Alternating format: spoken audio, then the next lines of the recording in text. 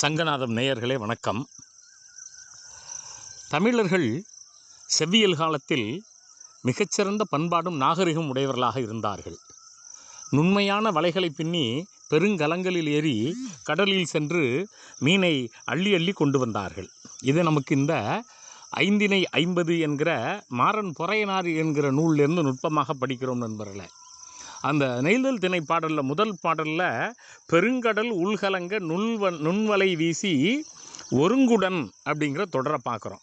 அப்போ அந்த பெரிய கடல் கலங்கக்கூடிய அளவுக்கு இவர்கள் நுண்மையான வலைகளை வீசினார்கள் என்று ஒரு 3000 ஆண்டுகளுக்கு முன்னே இந்த இலக்கியத்தில் நம்ம கவனிக்கிறோம். அதில் தன் ஐமார் தந்த கொழுமீன், அது என்ன ஐமார்? உரையாசிரியர்கள் தமையன்மாருங்கிறாங்க. இந்த ஐங்கிற உறவு பெயர் இருக்கிறதே தமிழில் ரொம்ப சிறப்பான பெயர்.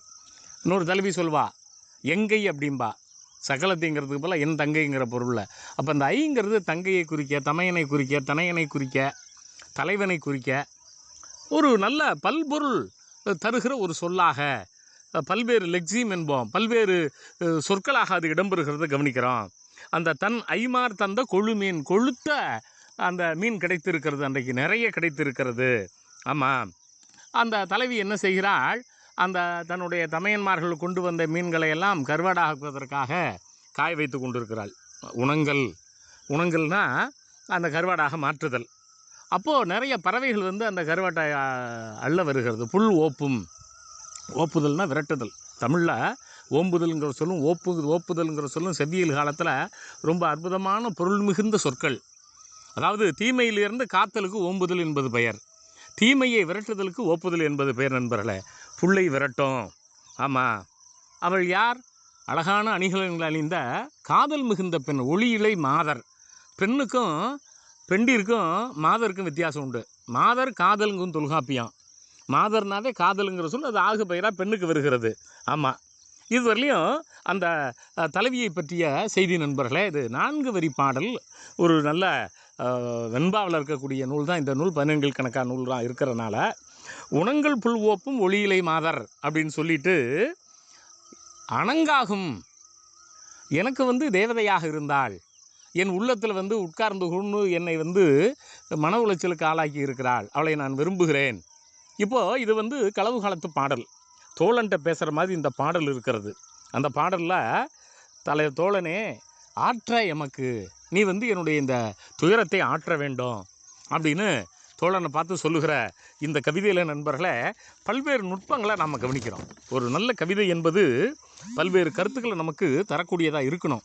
அதுவும் இந்த செவ்வியல் கால மொழி இருக்குதே, நாம் நுணுக்கமாக கவனிக்க வேண்டிய மொழி நண்பர்களே. நான் அந்த ஓம்பு மீன்கிற சொல்ல சொன்னேன். நல்லது செய்தல் ஆற்றியதாயினும் அல்லது செய்தல் ஓம்பு மீன் ஒரு வட புறநானூற்றில் வரும். அப்படின்னா என்னென்னா, நீ நல்லது செய்யாட்டியும் பரவாயில்ல, கெட்டது செய்யாமல் காப்பாற்று. அப்போ கெட்டது செய்யாமல் தன்னை காத்து கொள்ளுதல் இருக்க, அதுவே ஒரு மிகப்பெரிய பணியாக அந்த காலத்தில் பார்க்கப்பட்டதை நாம் கவனிக்கிறோம் நண்பர்களே. ஆமாம், அதே போல் அந்த காலத்தில் இந்த ஆறுதல்ங்கிற சொல் இருக்குதே, ஆற்றுதல், தான் ஆறுதல் அடைவது என்பது வேறு, பிறருடைய துயரத்தை ஆற்றுதல் என்பது வேறு. அந்த ஆற்று என்கிற சொல் ஆற்றங்கிற வினைமுற்றாக இங்கே வந்திருக்கிறது.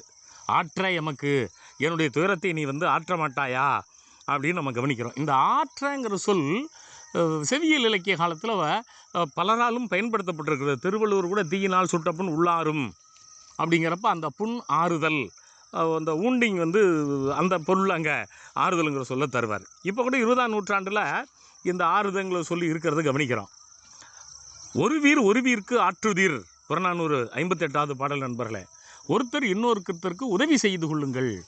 அப்போது கோபத்தை ஆற்றுதல்ங்கிறது ஒரு பொருள், ஹெல்பிங், ஒருத்தருக்கு ஒருத்தர் உதவி செய்வங்கிறது இன்னொரு பொருள். ஏன் திருக்குறளையே மகன் தந்தைக்கு ஆற்றும் உதவி, இந்த ஆற்றுதல் அப்படிங்கிறது உதவி செய்தல் அப்படிங்கிற பொருளை தான் இங்கேயும் வந்திருக்கிறத பார்க்குறோம். ஆற்ற எமக்கு, நீ எனக்கு உதவி செய்வாயாக, போய் அந்த தலைவிட்ட போய் பேசு, என்னுடைய தோழன் வந்து உன்னை காதலிக்கிறான்னு போய் சொல்லு. நண்பர்களே, செவ்வியல் காலத்தில் நீங்கள் வந்து இயற்கை புணர்ச்சி, இடந்தலைப்பாடு, பாங்கர் கூட்டம், பாங்கியர் கூட்டம்னு 4 முக்கியமானது உண்டு. அதில் இந்த பாங்கர் கூட்டம் என்பது காதலுக்கு அடிப்படையாக இருப்பார்கள். எப்படி தோழிக்கு பாங்கிகள் இருந்தார்களோ தலைவிக்கு, அதுபோல் தலைவனுக்கு பாங்கர்கள் இருந்தார்கள்னு பார்க்குறோம். இது பாங்கன்ட்ட சொன்னதா வருகிற கவிதை நண்பர்களே.